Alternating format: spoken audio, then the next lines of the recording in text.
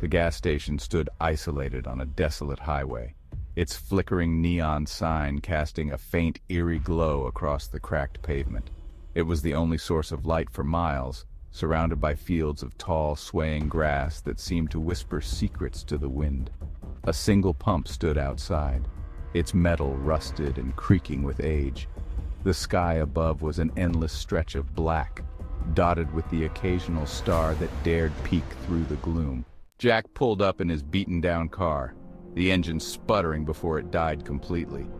He cursed under his breath, tapping the steering wheel. The dashboard clock read 12:06 a.m. He hadn't seen another vehicle for hours, and the isolation was beginning to wear on him. He glanced at the gas gauge. Empty. Of course. Sighing, Jack stepped out of the car, the cold night air biting at his skin.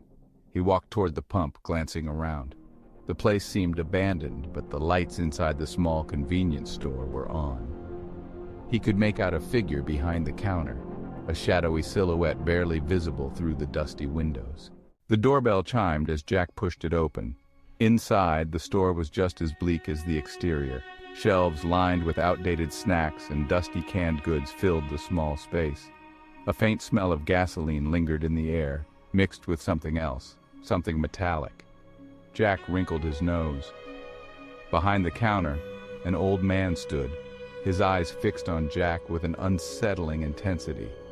His skin was pale, almost translucent under the harsh fluorescent lights, and his hands, bony and veined, rested on the counter, unmoving.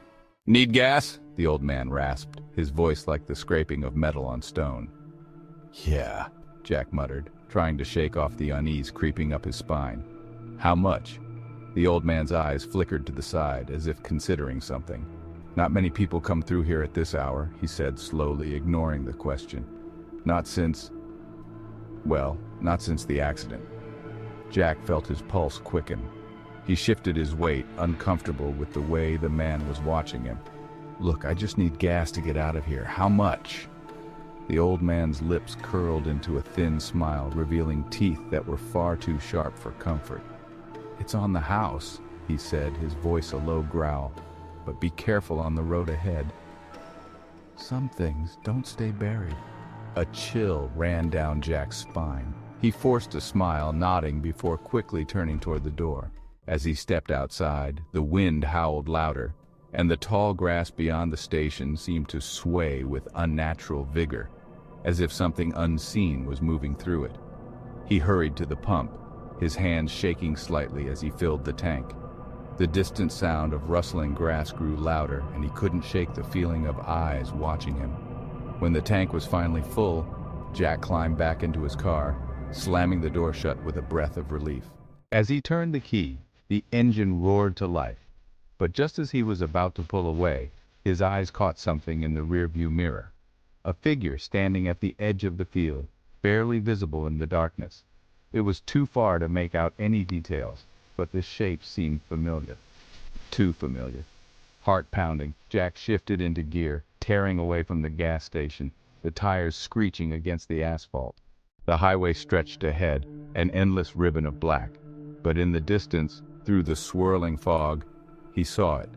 A car, mangled and overturned, its headlights flickering weakly. He recognized it immediately. It was his. Jack slammed on the brakes, the car skidding to a halt. His breath came in ragged gasps as he stared at the wreck in front of him.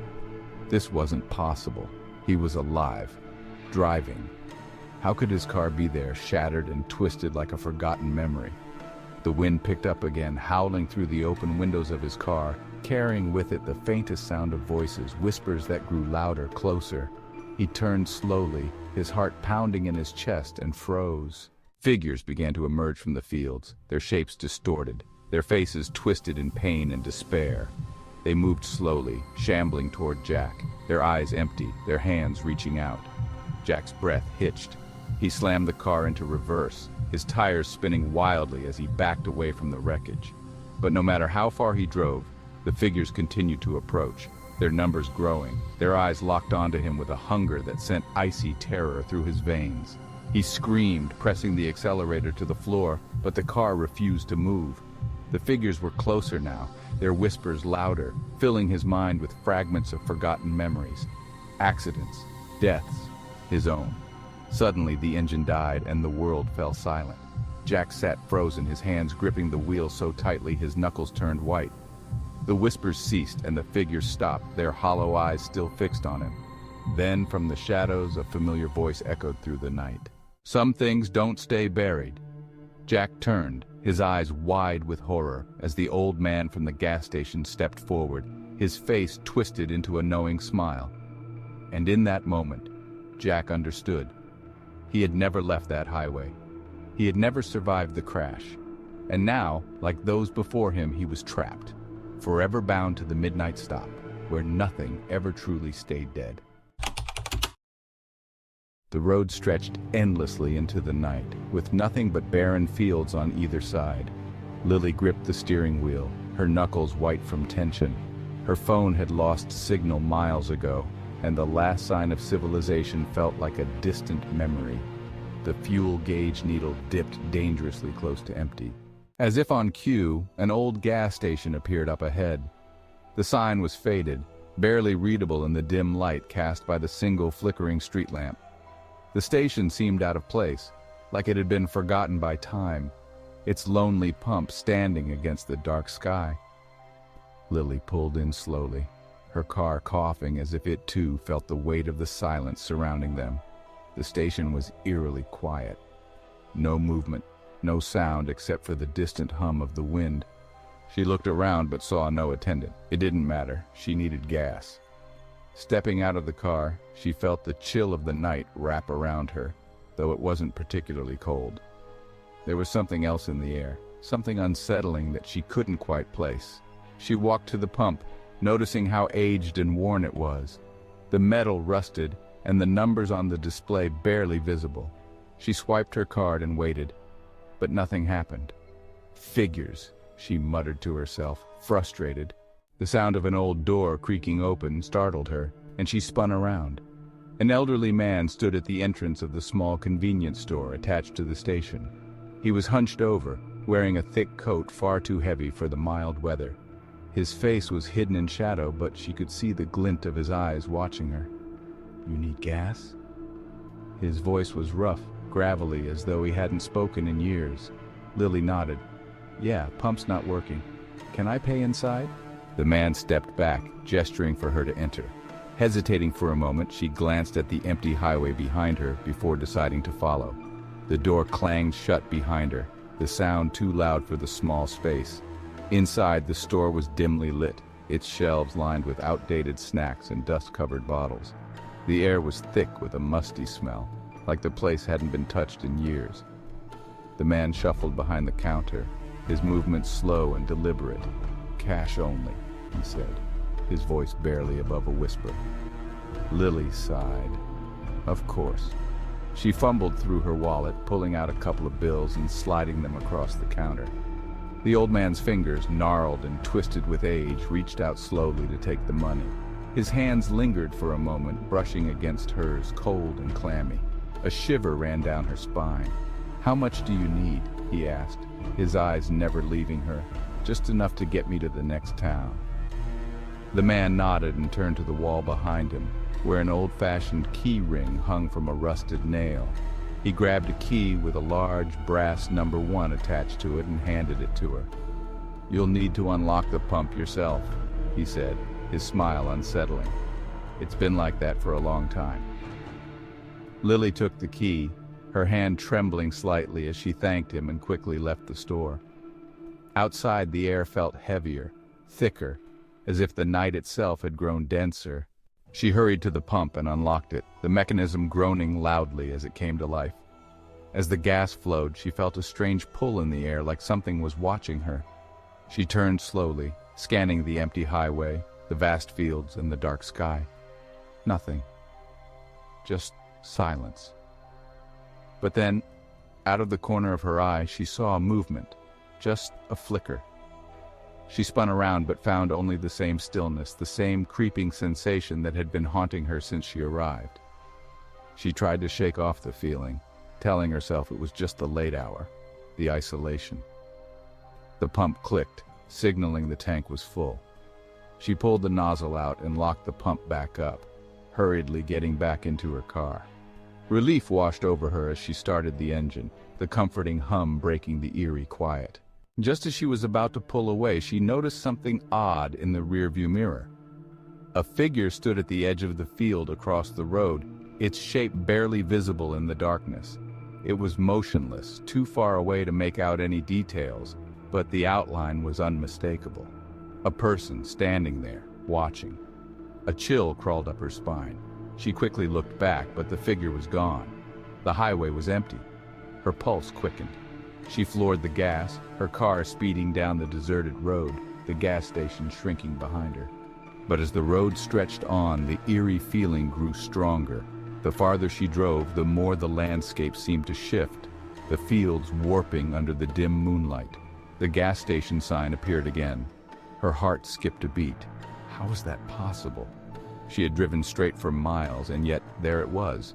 The same gas station, the same flickering light, standing exactly where it had been before. Panicking now, Lily slammed her foot on the accelerator, speeding past the station without stopping. Her hands gripped the wheel tightly, her breath coming in short, rapid gasps. The road seemed to stretch endlessly, the darkness around her pressing in, suffocating. And then she saw it again, the gas station. No matter how far or how fast she drove, she couldn't escape it.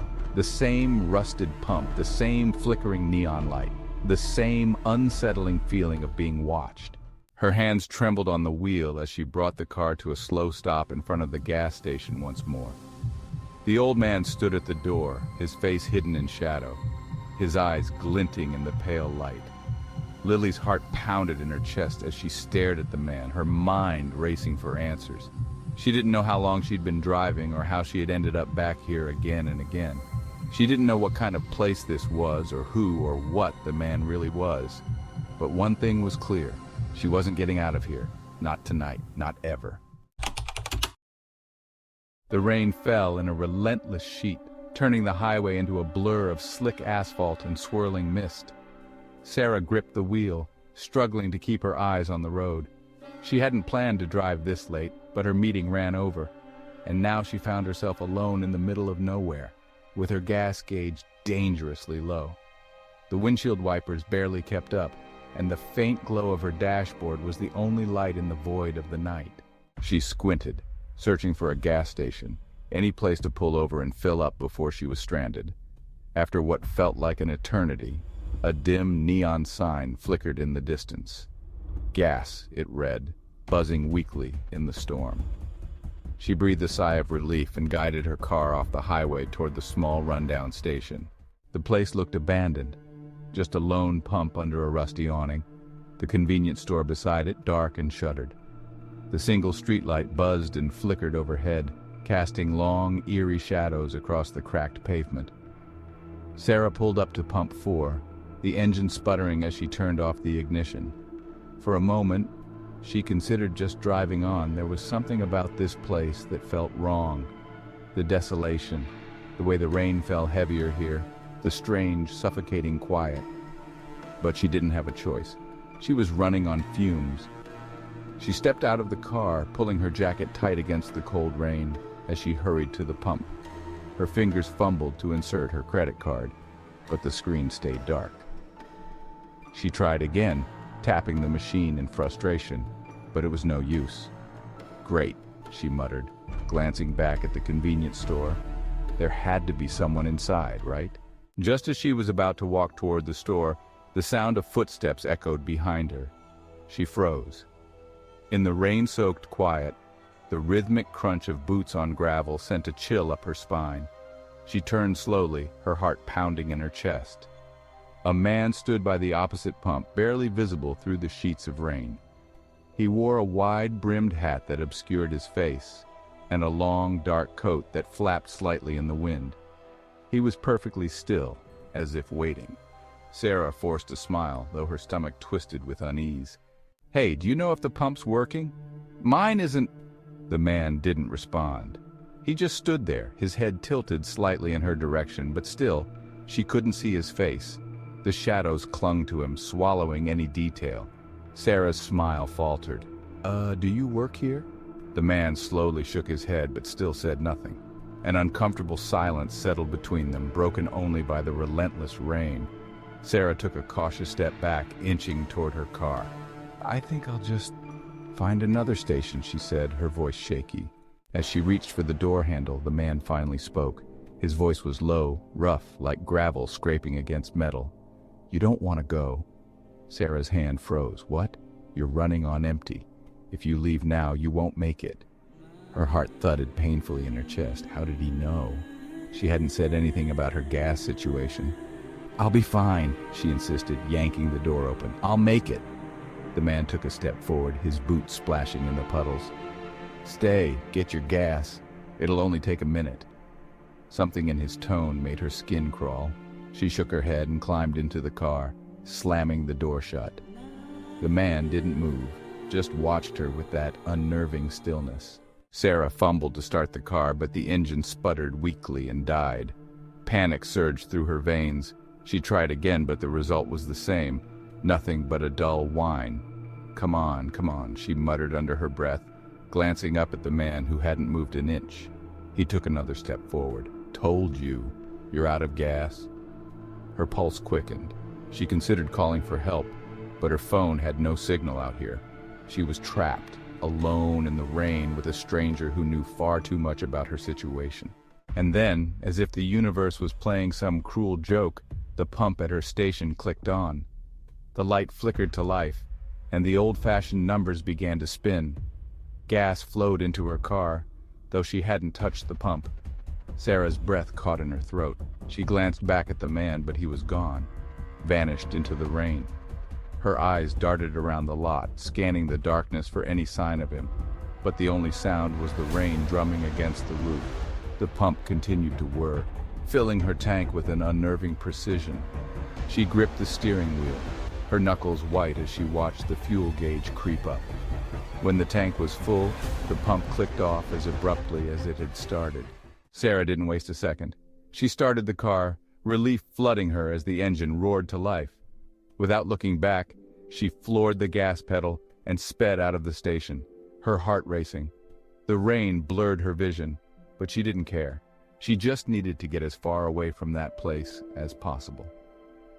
Minutes passed, and the gas station faded into the distance.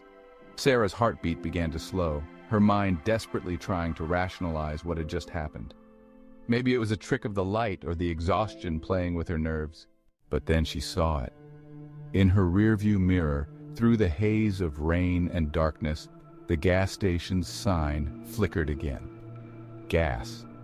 And standing beneath it, just where she had left him, was the man in the wide-brimmed hat, watching her drive away.